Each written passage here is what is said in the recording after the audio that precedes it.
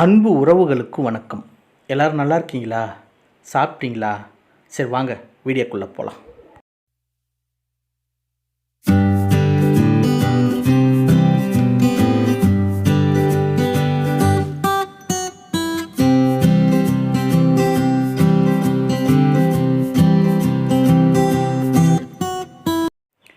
இன்றைக்கி நம்ம ஒரு இன்ட்ரெஸ்டிங்கான வீடியோ தாங்க பார்க்க போகிறோம். என்ன அப்படின்னு சொல்லிட்டு பார்த்தீங்கன்னாக்கா, கொத்தமல்லி கீரையை என்னுடைய மாடி தோட்டத்தில் எப்படி வளர்த்து வெற்றிகரமாக அறுவடை செஞ்சேன் அப்படின்றத பற்றி தான் இந்த வீடியோ.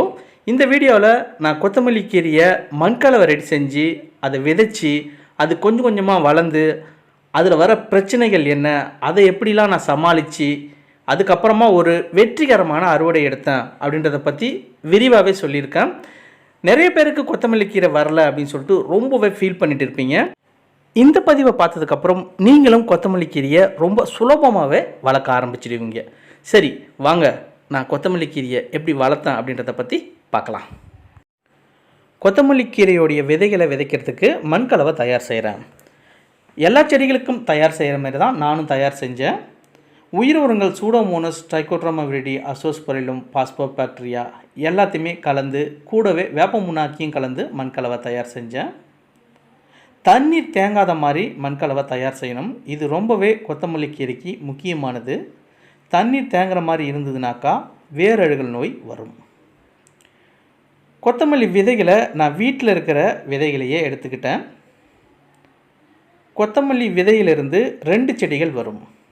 அதனால் அந்த விதைகளை 2ஆக உடைச்சி நம்ம விதைக்கிறது நல்லது. அப்படியே கூட விதைக்கலாம், வரும். ஆனால் செடிகள் வளர்கிறதுக்கு ரொம்பவே கஷ்டப்படும். கையாலேயே இந்த மாதிரி ஒரு விதைகளையும் 2ஆக்குறேன். நிறைய பேர் செய்கிற தவறு இதுதான். செருப்பால் மிதிக்கிறாங்க, பூரிக்கட்டையால் உருட்டுறாங்க, சுத்தியால் அடிக்கிறாங்க.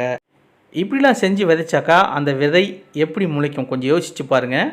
சாதாரணமாகவே கொத்தமல்லி விதைகளை காய வச்சு கையாலேயே 2ஆக உடைச்சாலே ஈஸியாக உடஞ்சிடும். கொத்தமல்லி விதைகளை தண்ணீரில் ஊற வச்சு விதைக்கணும். அப்போ தான் அதோடைய முளைப்பு திறன் நல்லாவே இருக்கும். ஒரு நாள் முழுவதும் தண்ணீரில் ஊற வைக்கிறேன். மறுநாள் ஊற வச்ச விதைகளை இந்த மாதிரி கோடு போட்டு விதைக்க ஆரம்பிக்கிறேன். இது எதுக்காக கோடு போடுறேன்னாக்கா, கொத்தமல்லி கீரையுடைய தண்டுகள் ரொம்ப சின்னதாகவே இருக்கும். அதனால் முளைச்சி வரும்போதே கீழே சாஞ்சிடும். இந்த மாதிரி கோடு போட்டு விதைகளை ரொம்ப நெருக்கமாக போடுறதுனால ஒரு செடிக்கும் இன்னொரு செடிக்கும் சப்போர்ட்டிவாக முளைச்சி வரும். அதனால் கீழே சாயாது.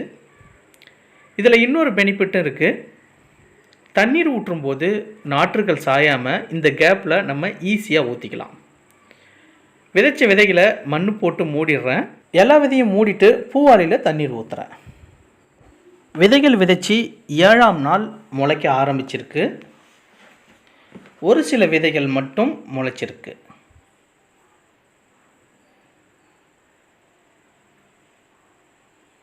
மறுநாள் போயிட்டு பார்க்குறேன், மீதி இருக்கிற விதைகளும் முளைச்சிடுச்சு.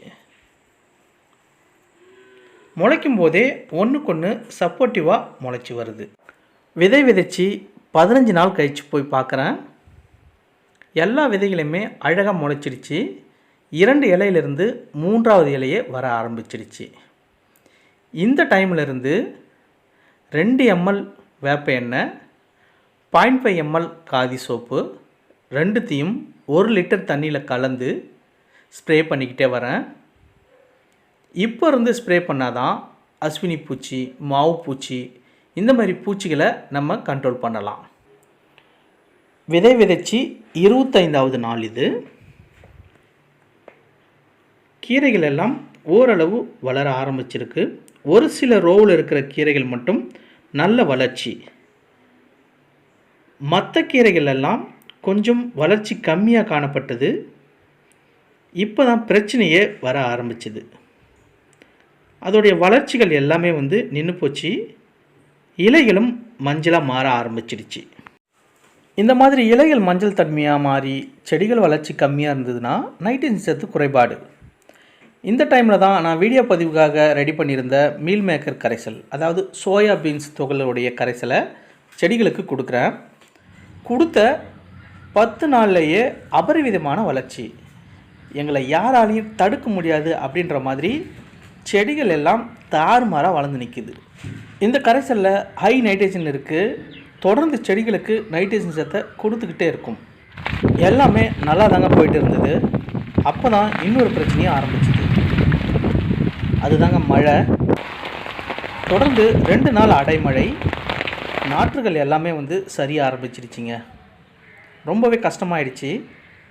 என்னடா செய்யலான்னு பார்த்து சரிஞ்ச நாற்றுகளை எல்லாத்தையுமே கீழே படுக்காமல் எல்லாத்தையுமே மேலே நிமித்தி விட்டேன். இப்படி செஞ்சோம் அப்படின்னாக்கா உங்களுக்கு நாற்றுகள் அழுகாமல் போயிடும். அப்படி இருந்தும் தொடர்ந்து மழை பெஞ்சதுனால ஒரு சில நாற்றுகள் இந்த மாதிரி அழுக ஆரம்பிச்சிடுச்சு.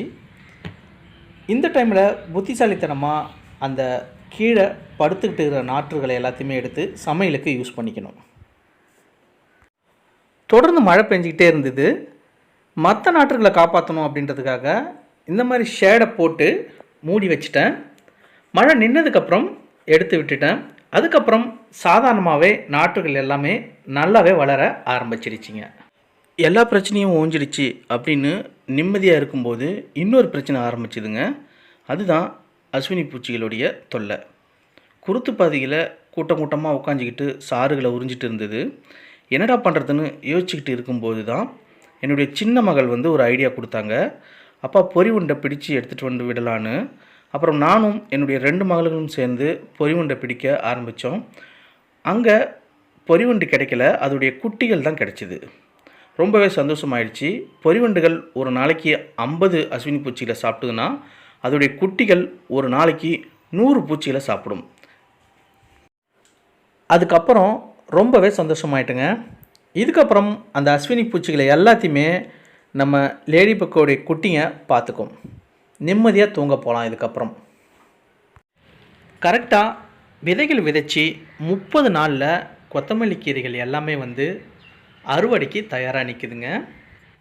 30 நாள் கழித்து கொத்தமல்லி கீரையை அறுவடை செய்கிறேன். அறுவடை செய்யும்போதே ரொம்ப சந்தோஷமாக இருக்குது. இது வரைக்கும் நான் பட்ட கஷ்டங்கள் எல்லாமே இந்த கீரையை அறுவடை செய்யும்போது மனசுக்கு ஒரு நிம்மதி வருது. ஓகேங்க, கொத்தமல்லி விதைகளை நீங்கள் புதுசாக விதைச்சி கீரையை வளர்க்கணும் அப்படின்னாக்கா ஒரு சில டிப்ஸுகளை நான் சொல்கிறேன், அதை ஃபாலோ பண்ணுங்கள். விதைகள் வீட்டிலிருந்து எடுக்காதீங்க. அதுக்குன்னு தனியாகவே விதைகள் விற்கிது, அதை வாங்கி போடுங்க.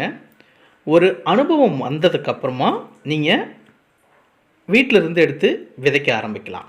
அடுத்தது மண்கலவையில் கண்டிப்பாக உயிர் உரங்களை சேர்த்துக்குங்க. சூடோமோனஸ், ட்ரைகோட்ராமா கண்டிப்பாக இருக்கணும். அசோஸ்பரிலமும் கண்டிப்பாக இருக்கணும். இது வேரழுகல் நோய், சாம்பல் நோய் இது எல்லாத்தையுமே சரி செய்யும். மண்கலவையில் தண்ணீர் தேங்காத மாதிரி பார்த்துக்குங்க. செடிகள் முளைச்சி 2 இலையிலிருந்து வேப்ப எண்ணெயை 2 ml 0.5 ml காதி சோப்போட 1 லிட்டர் தண்ணியில் கலந்து தெளிச்சிக்கிட்டே வாங்க. பூச்சிகள் வந்தாலும் வராட்டாலும். பூவாளியை வச்சு தண்ணீர் ஊற்றுங்க. முக்கியமாக விதைகள் விதைக்கும்போது 2ஆக உடைச்சி விதைக்க பாருங்கள். நிறைய பேர் செய்கிற தவறு இதுதான். அந்த விதைகளை உடைக்கும் போதே அந்த விதைகளை டேமேஜ் பண்ணிடுறீங்க. அதை சரியாக செஞ்சிங்கனாக்கா எல்லா விதைகளும் இந்த சீசனில் முளைச்சிடும். ஓகேங்க, கொத்தமல்லி கீரையை எப்படி சுலபமாக வளர்க்கலாம் அப்படின்றத பற்றி பார்த்தோம். இது ரொம்பவே உங்களுக்கு யூஸ்ஃபுல்லாக இருந்திருக்கும். அப்புறம் என்னங்க, உங்கள் வீட்லேயும் கொத்தமல்லி கீரையை விதைச்சி தாறுமாறான விளைச்சல் எடுங்க. மீண்டும் அடுத்த வீடியோவில் சந்திக்கிறேன். நன்றி, வணக்கம்.